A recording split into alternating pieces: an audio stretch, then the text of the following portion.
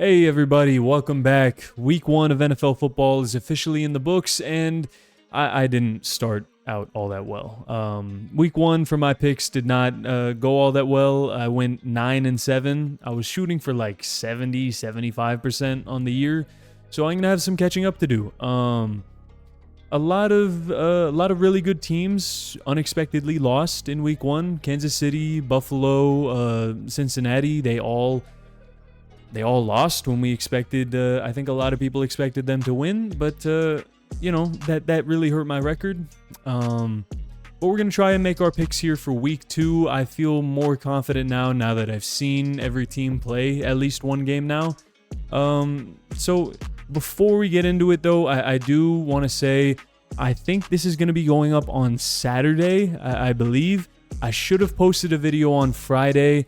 I would really appreciate it if you could check that video out. It is a project that I've been wanting to do for a long time now. It's a show that I'm doing with two of my friends, Zach and Cam. It's a sports show that's kind of like a parody sports show. It's a commentary on what sports talk shows have become now. I'm going for a Between Two Ferns type of vibe, but for sports. That's the type of vibe I'm shooting for. It's really fun. It was really fun to record. Probably the most fun I've had recording a video. So if that sounds like something you'd be interested in, I would really appreciate it if you could check it out, because I have really high hopes for the potential of that series.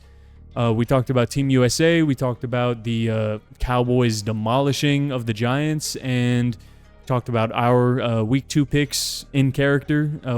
We're kind of playing different characters than what we actually believe. It was very fun, and if that sounds like something you'd be interested in, please check it out. I would really appreciate it. But let's get into our Week 2 picks, or my Week 2 picks. Starting off with Thursday Night Football, we have Primetime Kirk, which is not primetime, definitely not primetime, against Jalen Hurts and the Eagles. Without a doubt, I'm going to pick the Eagles. They didn't have the most impressive performance, I will say, in Week 1. But they did enough to win the game. That's all that matters at the end of the day. Their defense did enough. And what makes me more confident in this is that we have never seen Kirk Cousins show up for a primetime game.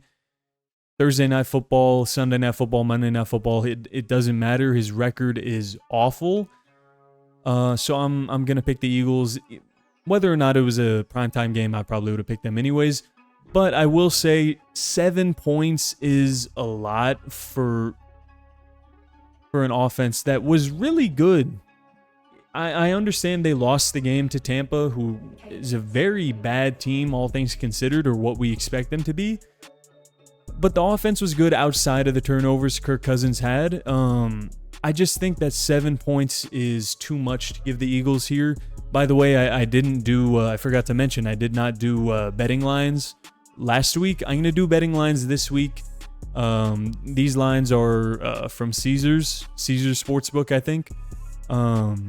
I just wanted to challenge myself a little bit, because I thought that just doing the teams would be too easy, but apparently not. Apparently that was tough for me last week. So, but I am going to take Minnesota. I'll take the points there. It's just too much of a line for two teams that made the playoffs last year, and two very good offenses. So I'll eat the points, but outright to win the game, I'll pick the Eagles. On to the Packers and the Falcons. I struggled with this one. That's reflected in why the line is so small.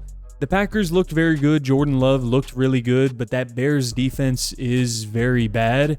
Is that inflating what he is capable of, what this team is capable of, or is this more of, Matt LaFleur being a good coach and getting the most out of this team still? Regardless, their defense is still very good.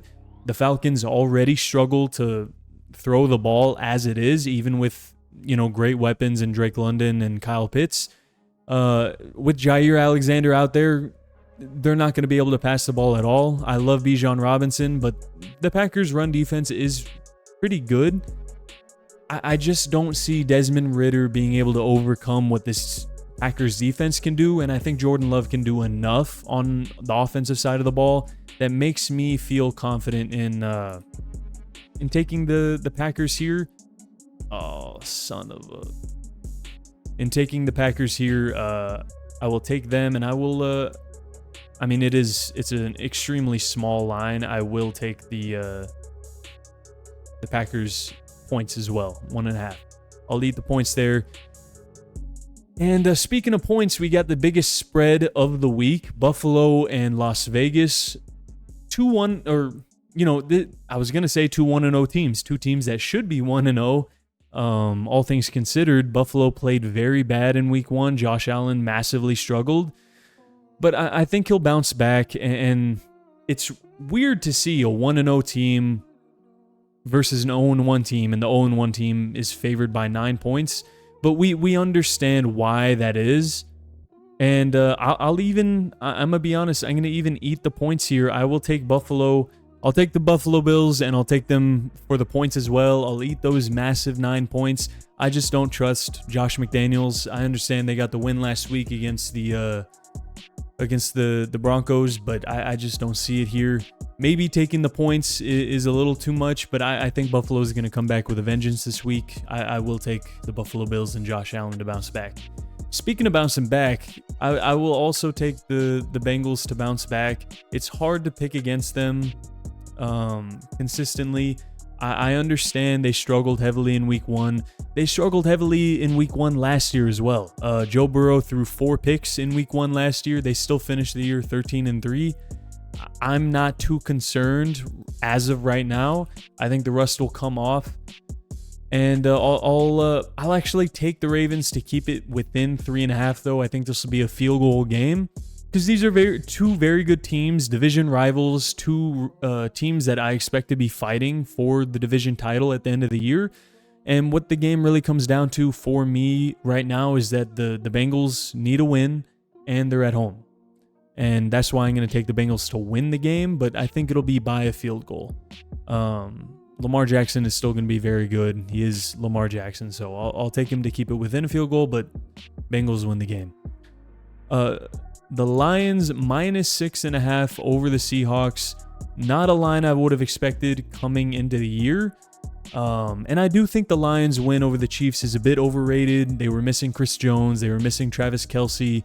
A lot of drops happened for Kansas City, and yet Detroit still only won by 1 point.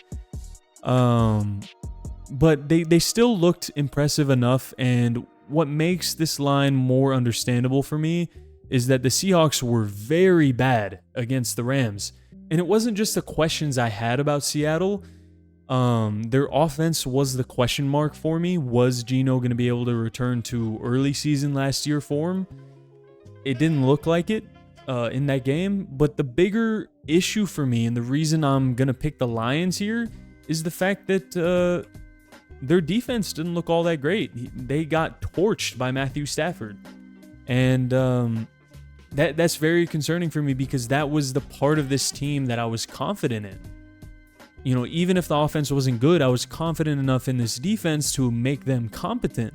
But they did not show up at all against a Rams team without Cooper Kupp. So I'm going to take the Lions, and I'm going to take the Lions to win by a touchdown, so they'll cover the 6 points. And I think the Lions are going to start the year out 2-0. So a great start for Detroit, and a really rough one for Pete Carroll and the Seahawks. For Indianapolis and the Texans, an AFC South matchup, I will take the Colts. They impressed me. I understand they lost, but I think they impressed me. Anthony Richardson is more ready than even I was expecting, and I was even higher on him to be ready now than most people were. And Shane Steichen has him ready. Shane Steichen has them playing well. They were leading in that Jacksonville game until very late. I think against a Houston Texans team that is also starting a rookie quarterback that looked a lot worse in week 1, I think the Colts will take it. It's only a 1-point advantage for the Colts. I'm only eating 1 point to take them as well, so I'll take the point as well. I understand they're without Jonathan Taylor, but with Anthony Richardson playing at the level that he did in week 1, if he can carry that over against a very bad defense, so I would expect him to, I would take the Colts here quite easily. I honestly think the -1 line isn't enough, to be honest. Kansas City, Jacksonville, probably my matchup of the week. I think it's the game I'm most looking forward to.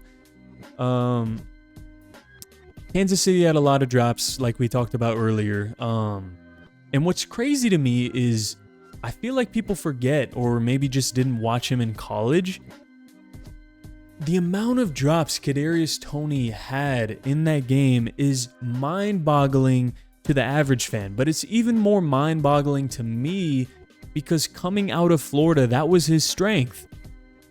He never dropped passes. He never, not in his final season of Florida, I don't think he had a single dropped pass. Not a single one, and he had like 3 or 4 in last week's game.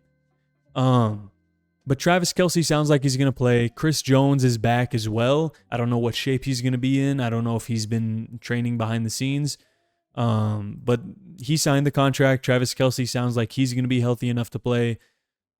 Jacksonville won their game 1-0. I think this will be a close game, but I think the Chiefs know when it's time to bounce back, know they need to bounce back this week. So I will take them, and I'll eat the points of -3. I feel like that's a very good line that Vegas set, but I'll take them to win by a touchdown, maybe a little less. But it could be a very close game. Could end up being a 2-point game, but that's just what I'm thinking for now. For the Bears Buccaneers, so far, sometimes I've picked a team to cover the points, but still end up losing to the favored team. So far, I have picked all the favored teams. That's going to change right now. I understand I got bit picking the Bears and they lost in week 1. I know that. They could very well lose this game, but I don't think the Buccaneers should be having a -3 line. I know they're at home. I know the Bears looked very bad. If they lose this game, I'm going to stop believing. But obviously, since I'm picking the dog here, I'm also taking the points as well. But I'm picking the Bears to win outright. I think Justin Fields needs to show something. But at some point, I'm going to have to realize that just because I think this has to be the time Justin Fields proves something, this has to be the time that Matt Eberflus proves something to save their jobs, that doesn't necessarily mean that it's going to happen. And at a certain point, I think I have to realize that. But this week is not that point. I'm picking Justin Fields and the Bears. Chargers, Titans. Man, -3 feels like not enough. That is a bet I would definitely make. I would pick the Chargers outright, absolutely. And I would take the points. I'll eat those points all day. I would eat those points if it was 7. That's how unconfident I am in the Titans right now. I am incredibly low on them. Derrick Henry was outsnapped by rookie Tajay Spears. And by the way, I love Tajay Spears. He's a very, very good running back, very underrated running back out of Tulane.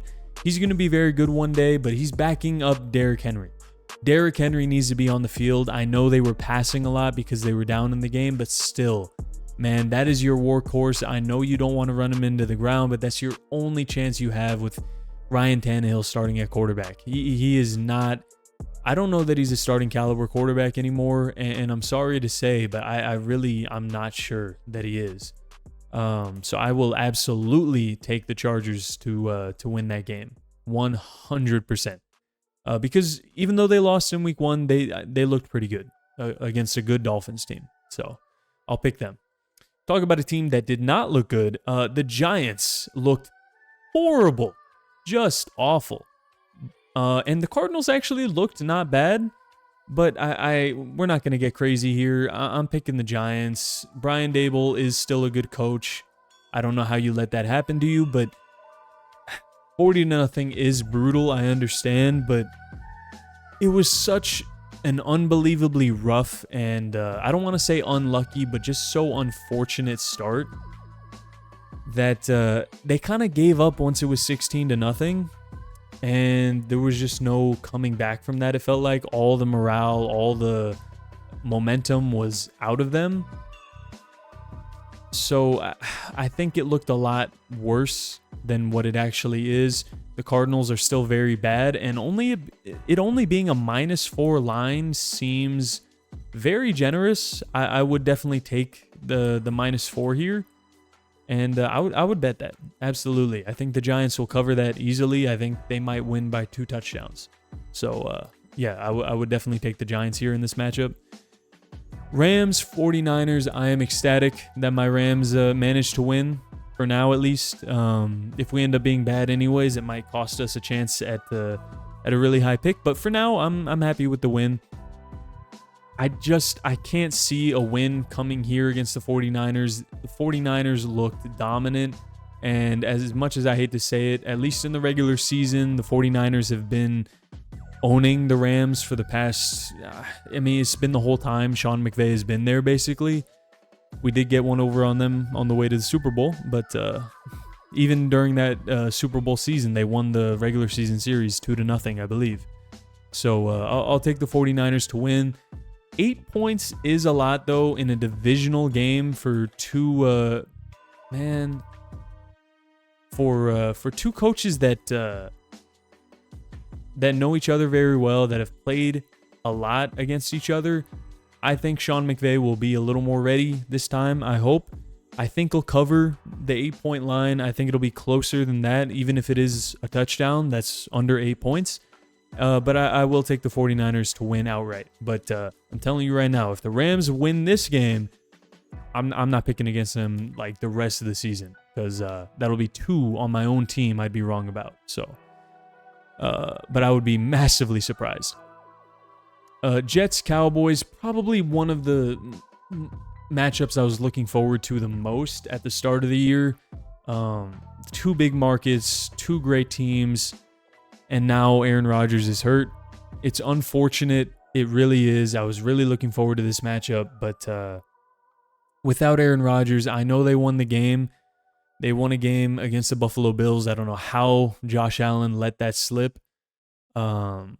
I know they won the game. I just can't see it here, especially after that dominant defensive performance from Dallas in the last game.